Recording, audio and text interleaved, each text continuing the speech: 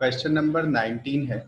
Circular coil है, 4 centimetre radius है, 20 turns दिए हैं और 3 एम्पियर का करंट पास हो रहा है। मैग्नेटिक फील्ड इंटेंसिटी जो है वो है 0.5 वेबर पर मीटर स्क्वायर। डायपोल मोमेंट हमें फाइंड करना है। सो डायपोल मोमेंट क्या होता है? Capital M is equal to NIA। ठीक है, N क्या है? Number of turns which is 20। I कितना दिया है? 3 एम्पियर।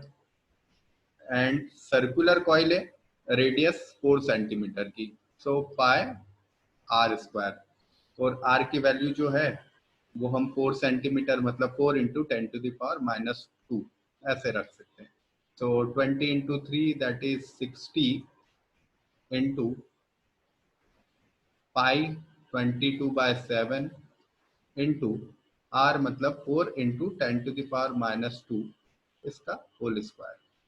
अब इसे आप सॉल्व कर लीजिए और इसका आंसर देखिए इसमें से क्या रहा है।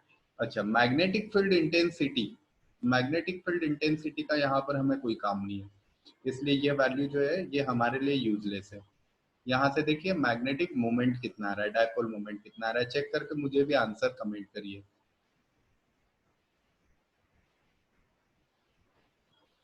क्वेश्चन नंबर 20 है। Two thin long parallel wires separated by distance b are carrying a current I ampere. The magnitude of force per unit length exerted by one wire on the another. Simple question है। F equal to होता है mu naught, दोनों currents का product मतलब दोनों ही में I current है इसलिए I square upon 2 pi times of distance between them. दोनों के बीच की डिस्टेंस देखिए कितनी है? b, so 2 pi b। तो F equal to mu naught I square upon 2 pi b, ये करेक्ट आंसर होगा। ठीक है, और पर यूनिट लेंथ पे पूछा है, तो ये actually value per unit length पे ही आती है, इसलिए आपको इसमें ऐसा कोई अलग से फॉर्मूला यूज करने की जरूरत नहीं है। फोर्स पर यूनिट लेंथ ही वैल्यू होती है, ये F/L ही होता है।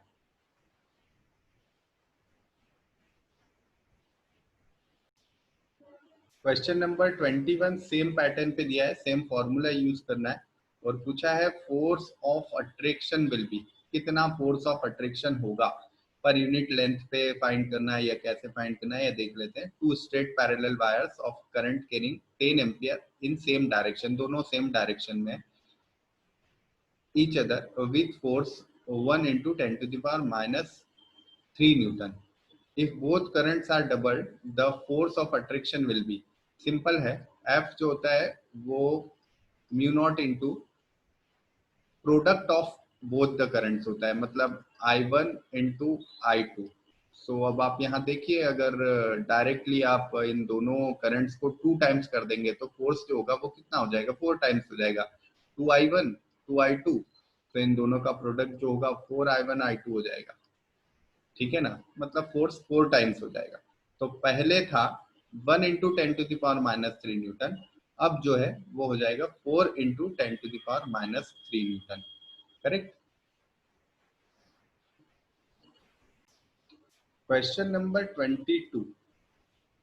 3 long straight and parallel wires carrying current are arranged as shown in figure. The force experienced by 10 centimeter wire Q is, Q पे कितना फोर्स लगेगा ये हमें फाइंड करना है। ठीक है, सो पहले R की वजह से देख लेते हैं, फिर P की वजह से देख लेते हैं। सो एफ आर क्यू होगा mu naught times I1 I2। अभी I1 देखिए और I2 देखिए, तीनों में सेम ही करंट है, करंट की वैल्यू तो हमें तीनों में सेम दी है। So mu naught I1 I2 that is I square upon distance 2 पाई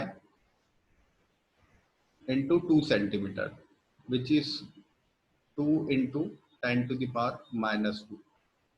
ये F/R⁻Q है। ठीक है, और ये क्या कर रहा है? क्योंकि अपोजिट डायरेक्शन में फोर्स है इसलिए इस तरफ अट्रैक्ट कर रहा है Q को।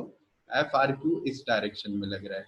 ठीक है, 10 एम्पियर का करंट है, करंट हमें दिए हैं नीचे, तो I1 I2 की जगह हम यहाँ पर करंट की वैल्यू रख लेते हैं 10 एंड 20, 10 इंटू 20, ये हमें करंट की वैल्यू दी है।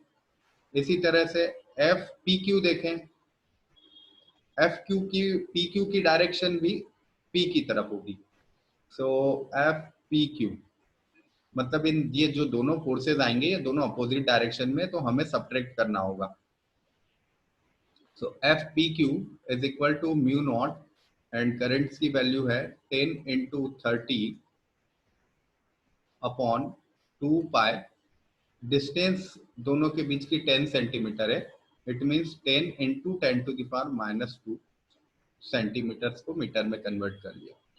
अब आर क्यू की वैल्यू निकाल लीजिए, पी क्यू की वैल्यू निकाल लीजिए और देखिए कौन बड़ा है। जो फोर्स बड़ा होगा उस फोर्स में से छोटे वाले फोर्स को माइनस कर लीजिए और वैल्यू निकाल करके देखिए कि कितनी वैल्यू आ रही है। A B C D option देखिए और ये भी पता करिए राइट में फोर्स जा रहा है या लेफ्ट में। ये कैसे पता चलेगा? जो भी फोर्स बड़ा होगा उसकी डायरेक्शन में नेट फोर्स लगेगा। ठीक है, तो इसका आंसर चेक करके और मुझे कमेंट करिए। आपके कमेंट किए हुए आंसर जो होते हैं वो दूसरे स्टूडेंट्स को भी हेल्प करते हैं, क्योंकि वो अपना आंसर वेरीफाई कर सकते हैं। इसलिए जब भी आपका आंसर आता है तो आप उसी समय उसको कमेंट बॉक्स में कमेंट कीजिए कि इसका answer A B C D में से कौन सा आ रहा है।